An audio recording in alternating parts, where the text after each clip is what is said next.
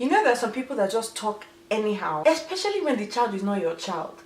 You have no business telling a child you're stupid, you're foolish, you don't know how to do anything. And it is not okay to talk anyhow. Say negative things in positive ways.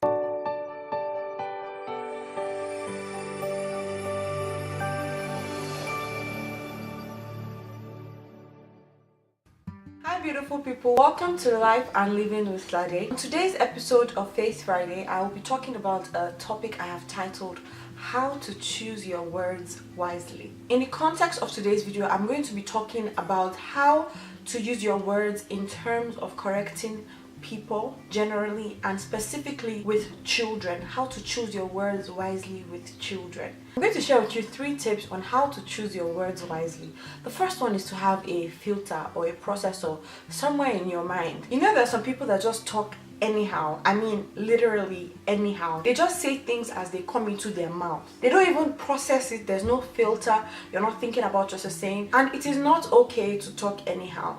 There should be some kind of filter or something that processes your thought where you don't have to just spit it out the way it is. Some people go, oh, I'm very blunt. I'm a very blunt person. Have you heard those kind of statements? I'm a very blunt person. I say things the way they are.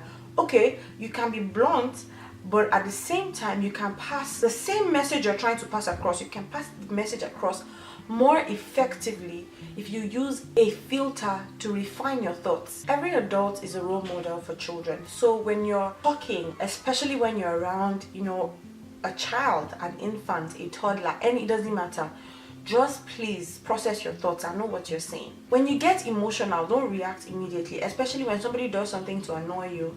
When you get angry or mad, when you're frustrated, there's no need for you to speak at that moment, because most likely in the next 2-3 days when you rethink that scenario, you're going to regret what you have said. So choose your words wisely. The second tip on how to choose your words wisely specifically is in the context of correcting a child or children.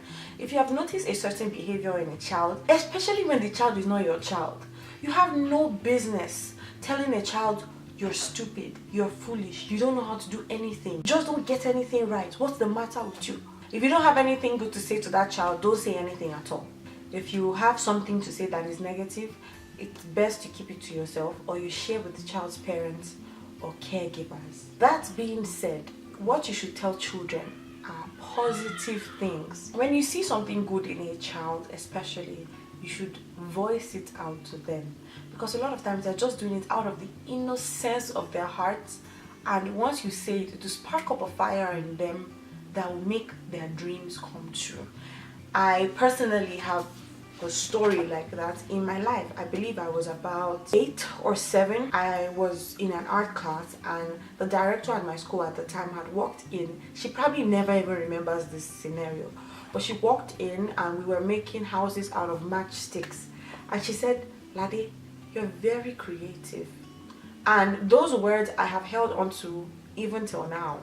And sometimes when I feel like, oh, I can't do anything right, or when I'm just down, just that simple, "you are very creative," that simple sentence and the word creative has pushed me to do even more than I imagined that I can do. So please, you might just be that person to spark up a fire in a child's life. Don't be the person to switch off the fire in a child's life.